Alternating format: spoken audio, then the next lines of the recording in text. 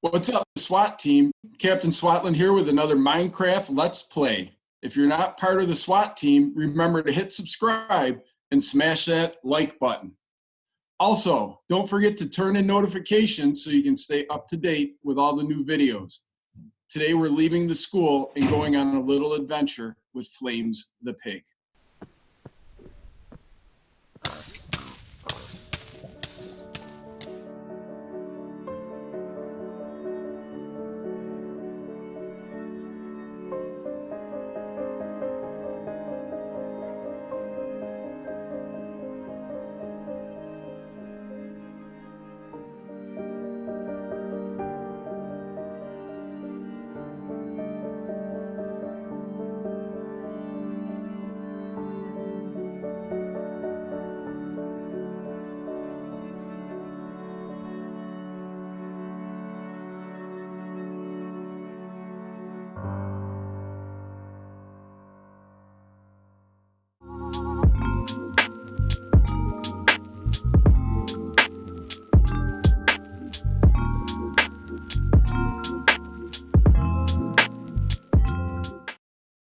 Hello, Williamsville East, and welcome back to the Bonfire. I'm here today with our extra special guest, Mr. Swatland. How are you doing today, Mr. Swatland? Good, how are you? Thanks for having me today. Doing fantastic now that you're here. Now, we're just going to have a few quick questions, and hopefully we're going to give some students the answers that they've been looking for. So first of all, let's go back to a month ago. Where were you when you heard that schools would be closed for at least a month, and what was your initial reaction? I was actually at home. I believe the schools were closed on Sunday, so I was at home, and my initial reaction was, wow. We had started to prepare for this the week prior to. We had a leadership team meeting with the superintendent, assistant superintendents, all the principals in the district on that Friday morning. I had actually sent out an email to the faculty requesting a special faculty meeting Monday afternoon.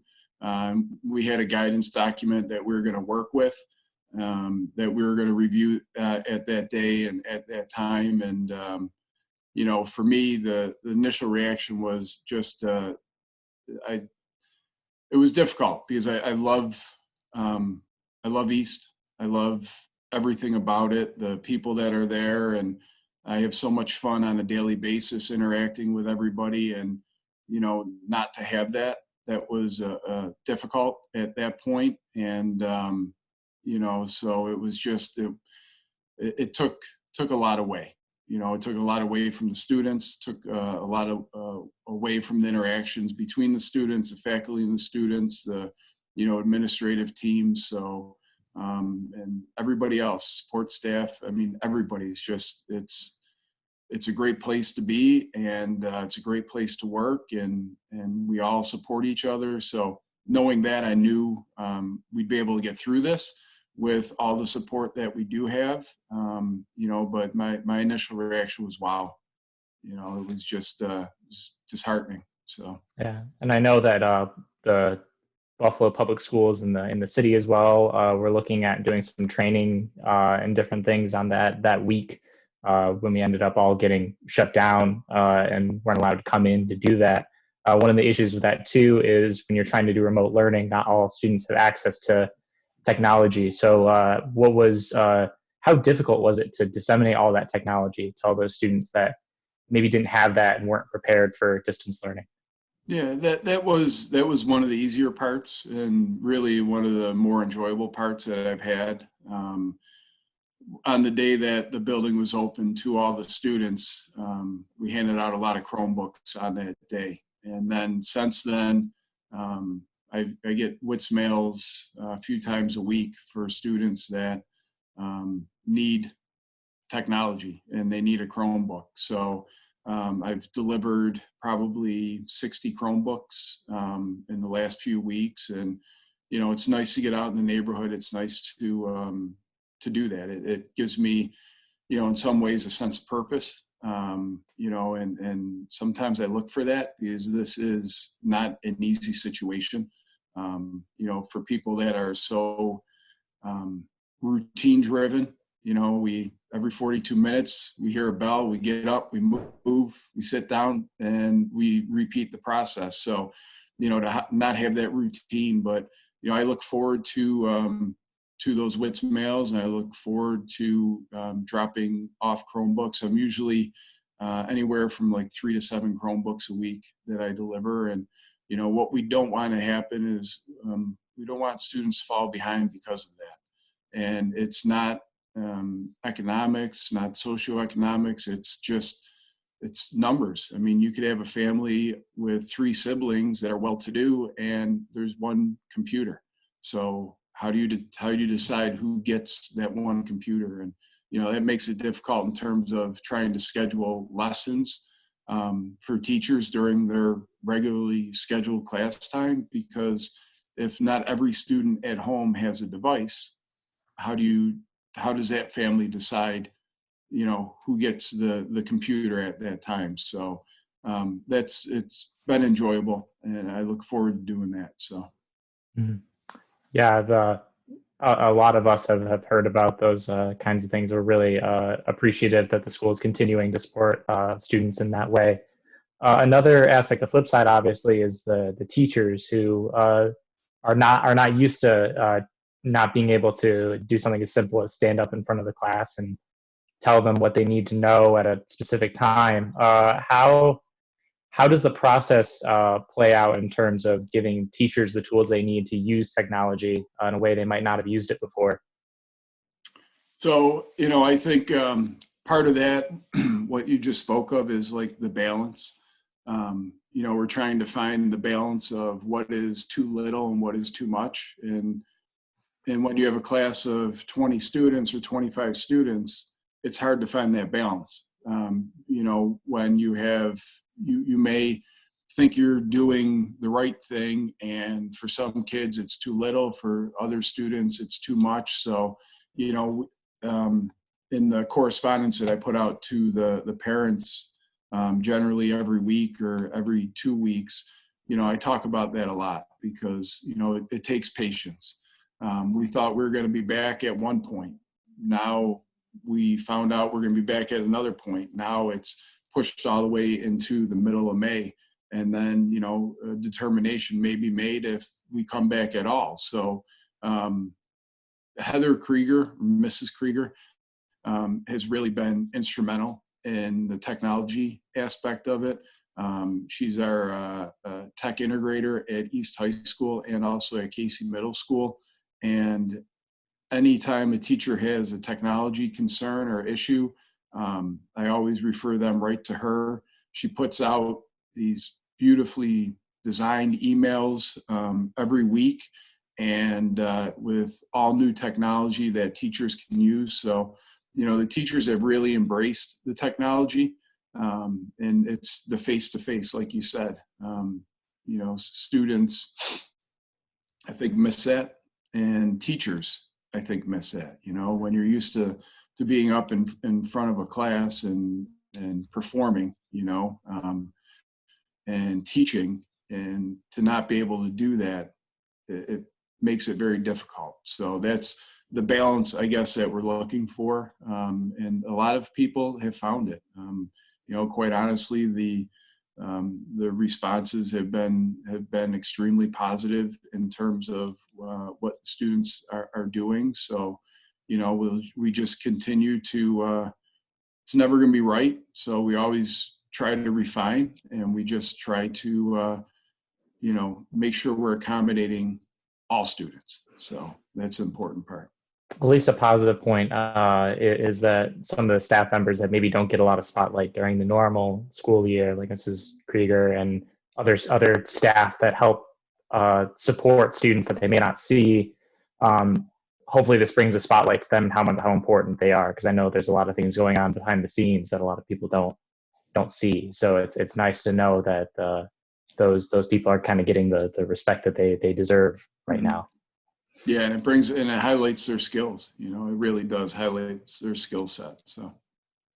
So more from an administrative standpoint, how has your day-to-day work changed now that you're in the odd role of you're an administrator for an empty building that's Gotta feel kind of weird.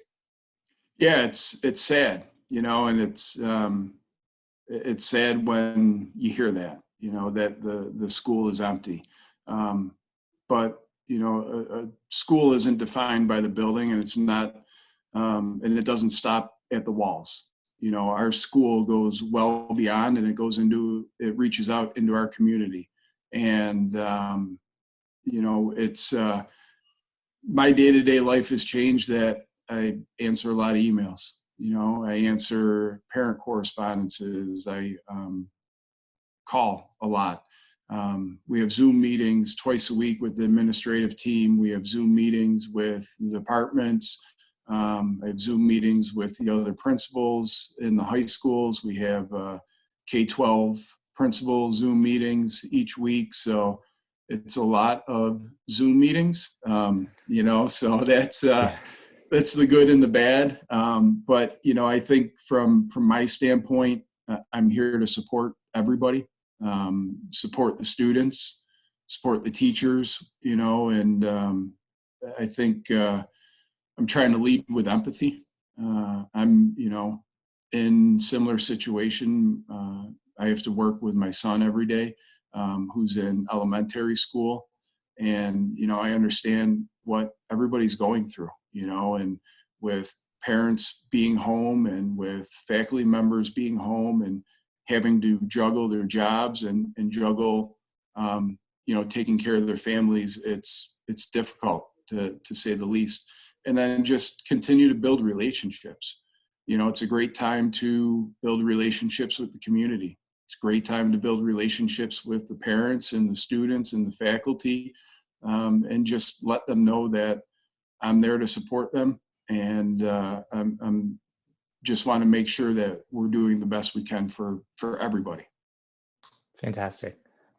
Moving a little bit more towards the analytical side, with events for a lot of seniors like prom and graduation in doubt right now. We don't know how the end of the school year is going to turn out. Is there a plan going forward for rescheduling certain events, considering a lot of seniors might be gone in the fall, or the state of the world in the fall might be completely different? What's your indication with that? Yeah, it's a great question, and it's a very pointed one, and one that's difficult to answer. As we've gone through this, I think the big thing to remember is, this is really a marathon, not a sprint.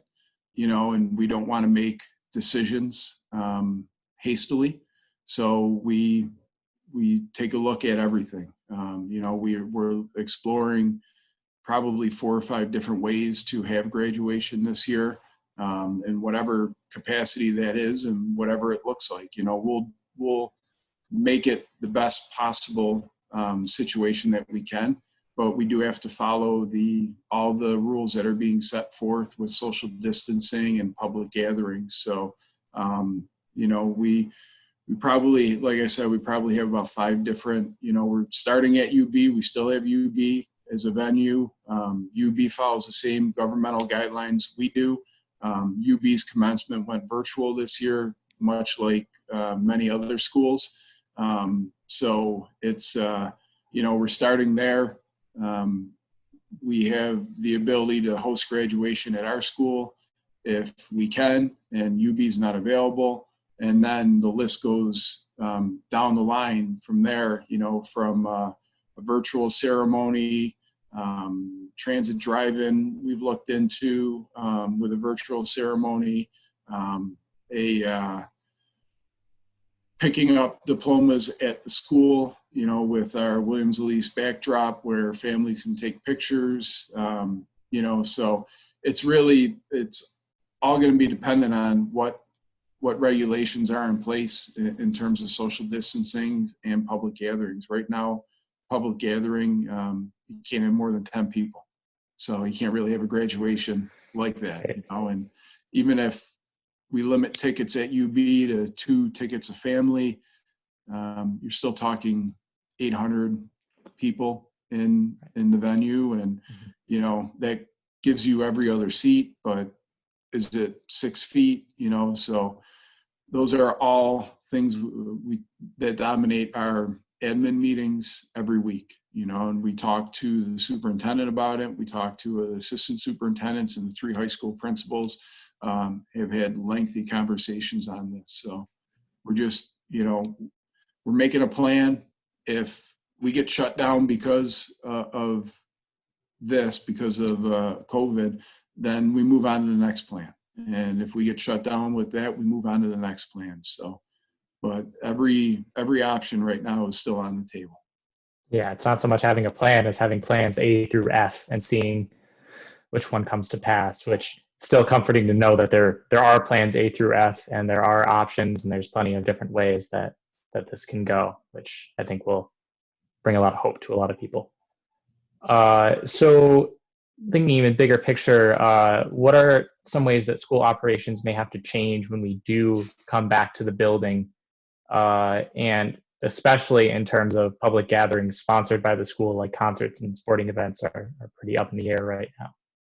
Yeah, and then when you look at, concerts and sporting events, you're looking at a large group of people. Generally at a concert, we'll have anywhere from 300 to 700 members in the auditorium, family members, not including, the performers.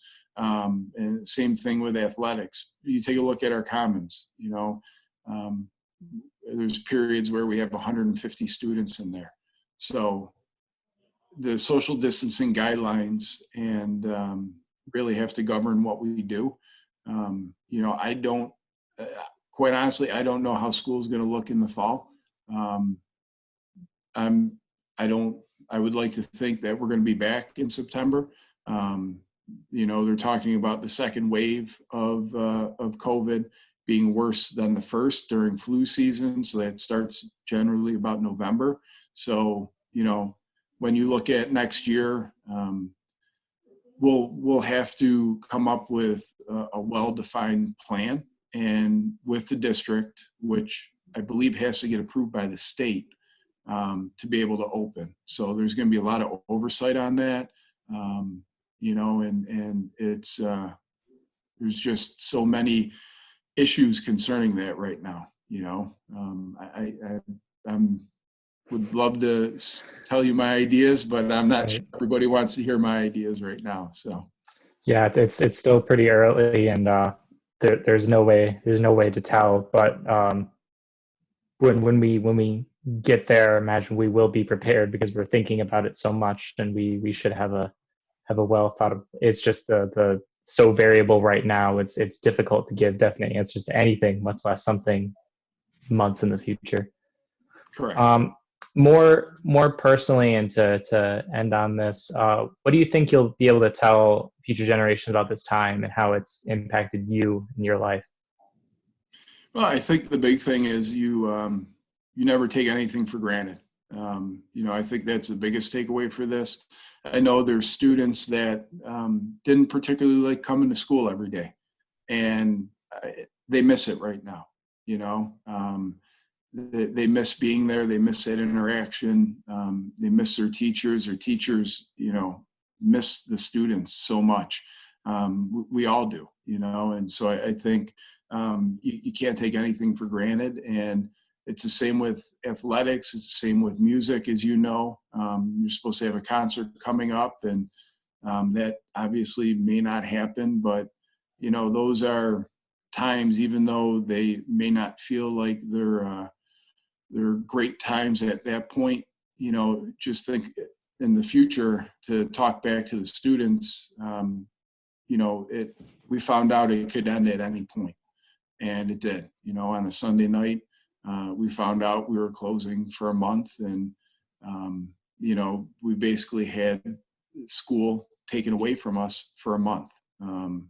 So I think that that's the biggest thing is, always appreciate what you have. I've always appreciated being at East and being welcomed at East, and I'm even so more appreciative of being at East and trying to help out however best I can. We have great students, we have great faculty great community and parents, and, you know, to not be able to interact on a daily basis with all of that makes it extremely difficult. So be appreciative and don't take anything for granted. Well, we're very, very appreciative that you're in charge right now and leading with empathy, as you said. And thank you so much for all you do. And thank you for your time to sit down. I'm really excited to know that everybody's able to get that message in a digestible way. So thank you so much. Thank you. I appreciate the time. Take care. You too.